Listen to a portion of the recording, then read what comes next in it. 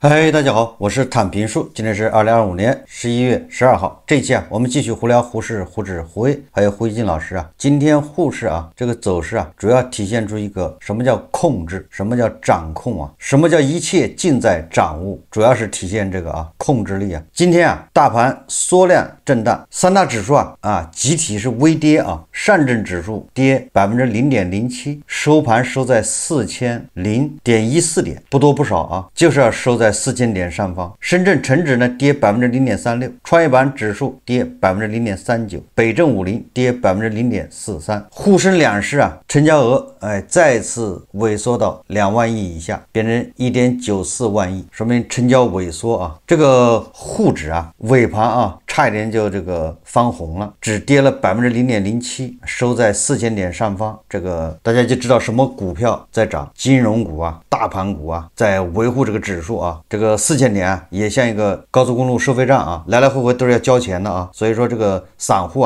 并不会觉得收在4000点他心里就舒服多了今天上涨的只有1758家，下跌的是3563家基本上是1:2的关系整个市场1/3的股票在上涨，2/3的股票在下跌。为什么这个走势呢？我们看一则报道上海证券报报道说证监会最新发声，坚决防止市场大起大落、急涨急跌，主打一个对吧？从从容容，不慌不忙，不能叫什么连滚带爬11月12日，上海证券交易所国际投资者大会正式启幕。作为上交所打造的国际交流平台，本次大会将为外资机构搭起一座沟通的桥梁，让国际投资者能与境内监管机构、交易所、上市公司以及各类金融机构零距离交流，携手捕捉投资并购新机遇。这个说白了就是提高服务水平嘛，就是人家交了学费，对吧？得让人家叫什么交了学费，得让人家知道这个学到真本领不能就像那个猫教老虎还留一手你这和盘托出，也或讲俗一点通俗一点，就让人死要死个明白也就是在这个会上证监会的副主席他说更好发挥中长期资金稳定性压舱石作用，强化战略性力量储备和稳市机制建设，提升资本市场内在稳定性，坚决防止市场大起大落、急涨急跌。不知道为什么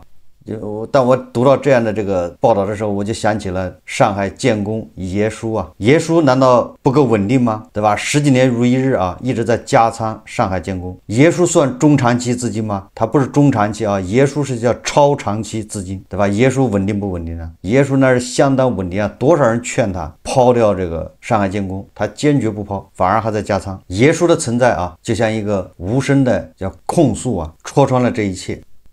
正因为说了不能大起大落，所以今天马上就实现了精准的控制就问你服不服我们再看一个坏消息来了一个不好的消息，那就是高盛叛变了。这个高盛前2天还在说什么人民币资产，说什么七小龙，对吧？咱们也有七枝花与美国对标美国不是科技股七枝花吗？那咱们也有他给咱们找了一个，实在不行把拼多多也算上了，凑了一个咱们的中国的七枝花，科技七枝花。我的印象中高盛一直在鼓吹人民币资产、中国资产，哪知道这个浓眉大眼的居然当面一套背后一套，这是怎么回事呢？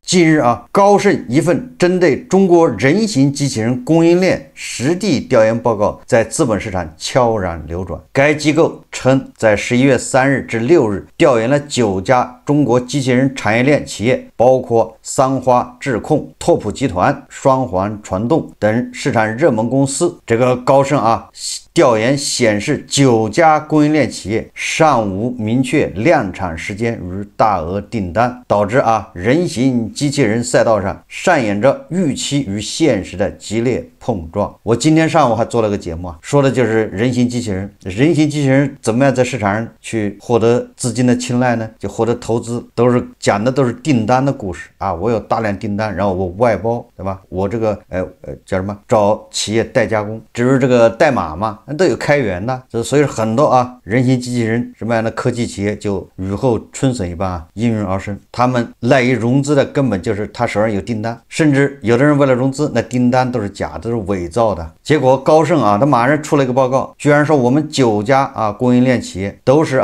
胡适响当当的正是机器人大热门人形机器人热门公司拓普集团、三花智控、双环传动。高盛说没有明确量产的时间与大额订单，也就是这一切都是故事你说高盛这样浓眉大眼的，居然在背后来一枪，什么意思一边鼓吹对吧中国的这个科技气质化，一边对我们的这个新兴产业人形机器人背后来一刀11月11日。高盛相关负责人向记者确认了公司确实发布过相关报告，报告调研结果令市场高度关注。这些机器人零部件公司正积极规划中国及海外产能，年化产能规划区间10万至100万台机器人当量。对比高盛对2035年全球出货量138万台的预测，这一规划凸显出供应链对行业增长前景的乐观看法高盛是认为10年以后咱们的全球的这个出货量才138万台，但是看看我们的这个机器人公司加到一起就已经100万台了。然后这个高盛的报告明确指出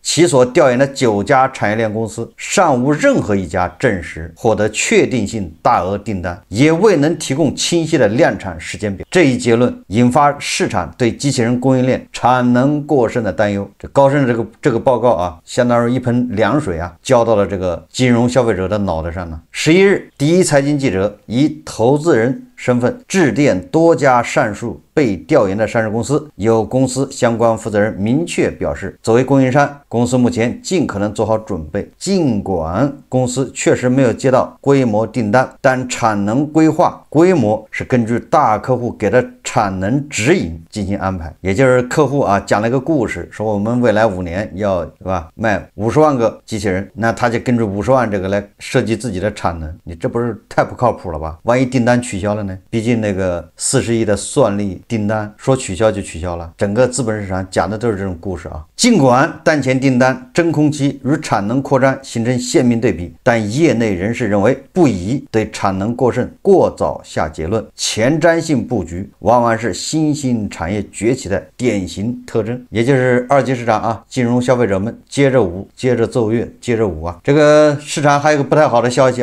当然这个跟咱们胡适没有直接关系是万恶的美帝和这个日本对吧小日本他们之间的这个恩恩怨怨。财联社报道说今日引发市场哗然的是，知名科技投资机构软银在最新财报中披露清仓英伟达，换来58.3亿美元的资金。软银还减持了部分 T-Mobile 股权，换来91.7亿美元。软银上一次清仓英伟达是在2019年，投资40亿美元，净赚30亿，但如果没有抛掉那些股票，拿到今天就有超过2400亿美元的浮盈。但是软银把这个钱套现的钱用来干什么呢？软银首席财务官后藤芳光在财报说明会上表示，由于对 OpenAI 投资规模较大，因此通过出售股票来筹集资金并加以运用。软银将在12月额外投资225亿美元给这个 OpenAI 也就是软银清仓这个英伟达，开始持有加码 OpenAI。至于选择10月变现英伟达是否涉及估值方面的判断，后藤芳光拒绝予以置评。这不就是慢马要换快马了吗？这不就是认为这个英伟达已经涨到头了，对吧？赶紧减持了，换什么 OpenAI 呗。我们再看看这21世纪经济报道说，永辉超市董事长减持永辉。11月11日晚，永辉超市公告称，该公司近日收到张轩松先生及其一致行动人出具的股份减持计划告知函，因自身资金需求，拟通过集中竞价交易方式减持公司股份，不超过公司总股本1%，减持价格视市场情况确定。什么意思反正多多少少都说明这个董事长也不看好永辉超市就这个时候减持，这时候价格才多少2-3块钱吧。既然已经爆改了，对吧？既然在学这个网红超市大有前途对不？现在它好几百家店，这才多少家店改成这个网红超市了？怎么不学了吗？还是学了没什么作用还是换汤不换药还是说只学了个皮毛，没有学到大爱？是不是让人感觉这故事讲不下去了吧？如果真的学得好的吧，你像那个网红超市，它一个商场盘啊，这今年就卖200亿，完了之后这个现金流说沾上现金根本就花不完，他赚的都不想赚了，累。那你说永和超市如果学好了，学到人家不要说这个精髓啊，你就学到人家10%皮毛，学到人家1/10，那也了不得，那股价也得涨到20、30吧。你现在卖不太可惜了吗？为什么有些网红超市业绩那么好，不愿意上市呢？你上市了你就得披露啊，你放个屁都得对吧？要信息披露啊，就没办法想说啥说啥了，一切都放在阳光下，对吧？不是你想说什么是什么。我今天在网上看一个帖子啊，有人总结了一下，说最近几年啊，中了彩票大奖的人有好多啊，当然了，真正个人中的啊，咱们不说那些不明所以的啊，你比如说啊，好像是湖北吧，还是什么地方，那个彩票站老板啊，哦不对，我想想是河北廊坊，说这时候来了一个神秘的客人，那个就像那个口罩期间一样的，他把口罩把脸遮住，然后还戴着墨镜，然后还戴个帽子，你不知道的，你还以为他来打劫的，他不是来买彩票的啊，他是来打劫的。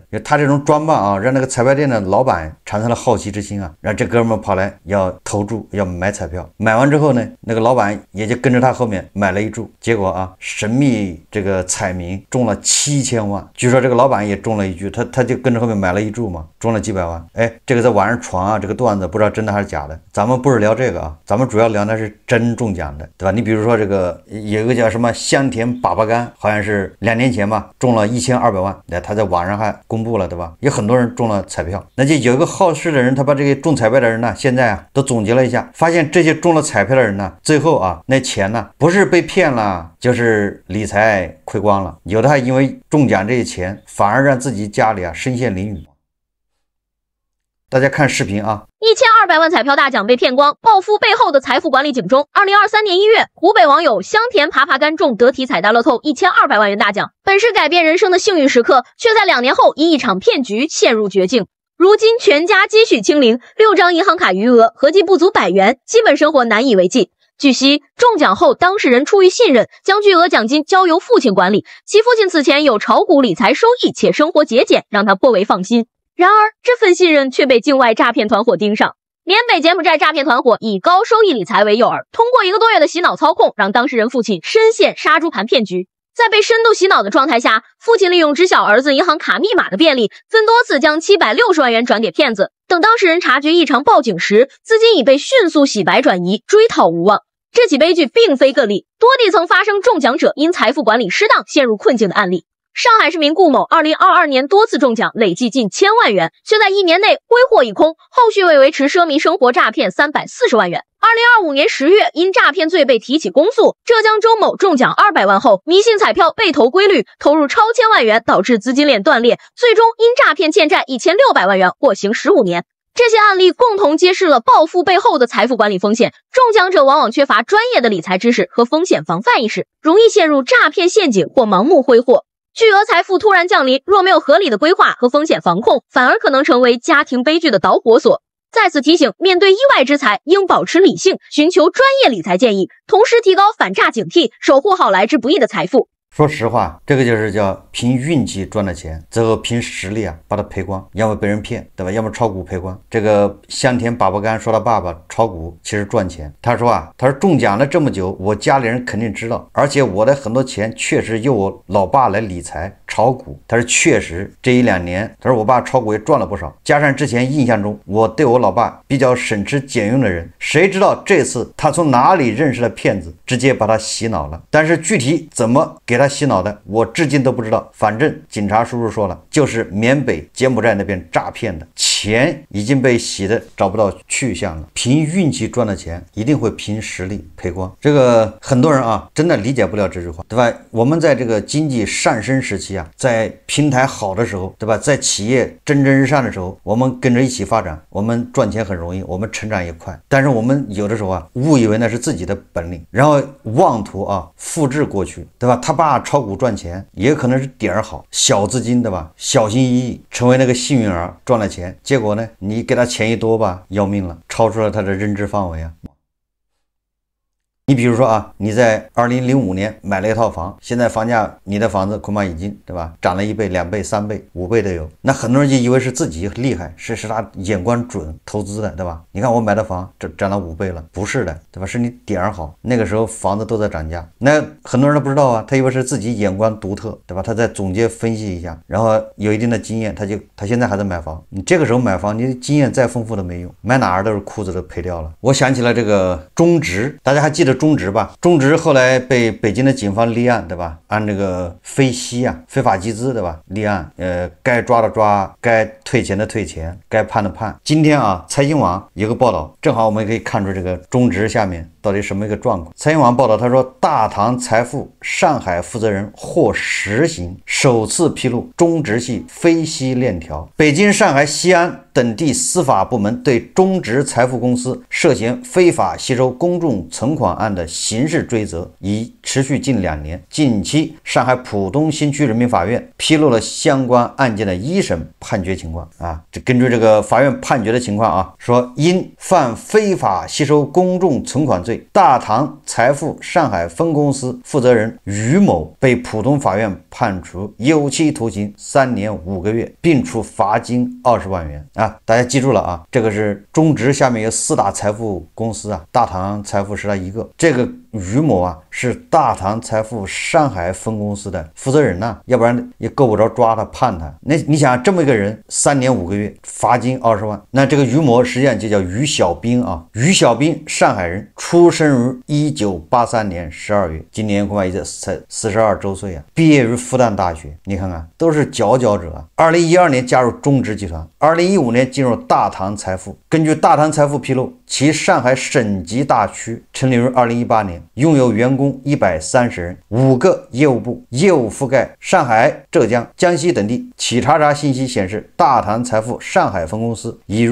2023年9月注销，距离中植系财富端全面暴雷仅2个月。浦东法院查明，2011年起，中植集团先后设立恒天财富、星湖财富、大唐财富、高盛财富4大财富公司。2017年后，又通过中植国际、中植信创投资等实际控制企业作为发行方，并设立6家产品管理公司，在未经监管批准的情况下，通过湖南国恒信用资产登记备案中心以及部分个人渠道，向公众发行各类定向融资理财产品，募集资金主要用于补充企业资金流动性。实际上我跟这个中植系啊有很多交集啊，跟中植系下面的这些4大财富公司啊有好几个啊都有过联系。中植系下面还有一个信托公司啊叫中融，那联系更密切啊。我在以前做节目时说过，那恒大爆雷以后啊，我就接到了这个中植下面的这个4大财富公司之一，但是他没跟我说是哪个财富公司，他就说他是中植的。因为我知道中植下面有4大财富公司啊，一个女业务员啊，这个女销售吧，给我打电话，理财师向我推销这个理财产品，好像年化12%吧。那个时候我做节目时候说过好几次了，我说你这个啊，你跟我说说到底投哪个项目？他说投新能源。我说新能源哪个项目？底层资产是什么东西？他自己说不清楚。他说什么都是上市公司，符合国家政策。那时候国家不是鼓励新能源吗？任泽平老师都对吧？推荐买新能源，因为他说不出啊，所以我说你这个是资金池啊，这不迟早要爆雷吗？果然啊，我这说了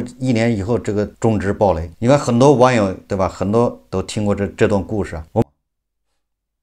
我们接着看这个财新是怎么说的啊？他说，2015年，于小兵就是被判的这个人啊，进入大唐财富上海分公司后啊，历任上海第1分公司总经理、省级区域总经理，负责下属团队的销售及管理。毕业于名校啊，复旦大学啊，对吧？跟维维老师那是妥妥的是校友吗？法院认定啊，其通过组织管理和业绩督促推动销售人员以电话推荐、宣讲会、口碑传播等方式向不特定公众宣传理财产品，并通过差额补足函等方式承诺7%至9.5%的年化收益率，实质上构成了向社会公众吸收资金的行为。这个最有意思的是下一段啊，说啊，经审计，2018年8月至2023年7月，于小兵团队共向359人销售定融产品20.73亿元，已兑付本金16.59亿元，利息1.45亿元，尚有4.14亿元本金未兑付，涉及142名投资人，其中南昌团队向58人销售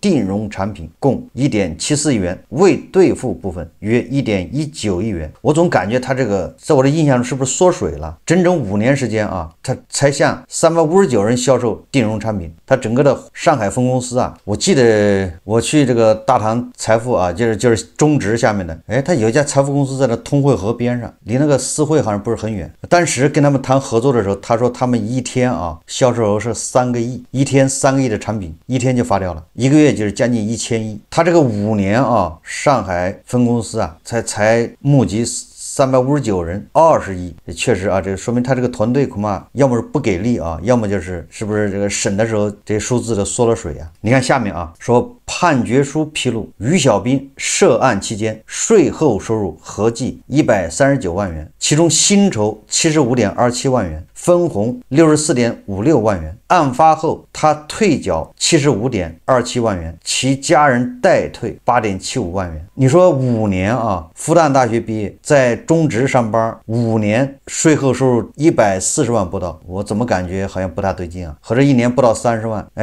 这是工资加奖金加到一起啊！果然啊，你看下面说了，一位接近中植财富端的人士向财新透露，于小兵所带领的大唐财富华东团队销售业绩在全国并不突出，按照定融产品约1.5%的佣金比例推算，其个人销售额应该在1亿多元。大唐财富卖的最好的其实是东北和华南区域。该人士称啊，这些地方的负责人此前也已陆续被刑事追责。于小兵于2024年5月被通知配合调查，随后取保候审，同年6月13日被刑事拘留，7月16日被正式逮捕。2025年3月，浦东新区人民检察院对其提起公诉。浦东法院认为，于小兵作为大唐财富投资管理有限公司其他直接责任人员，违反金融管理法法律规定，向社会公众非法吸收存款，扰乱金融秩序，数额特别巨大，构成非法吸收公众存款罪。鉴于其自愿认罪认罚，具备自首情节，并积极退赃退赔，依法可从轻处罚。辩护律师曾为其做缓刑辩护，但法院未予采纳。最终根据犯罪情节和行为的社会危害性，于小兵被判处有期徒刑3年5个月，刑期至2027年11月12日。浦东法院判决还指出，案件相关的退缴在案款项将按比例返还集资参与人，不足部分继续追缴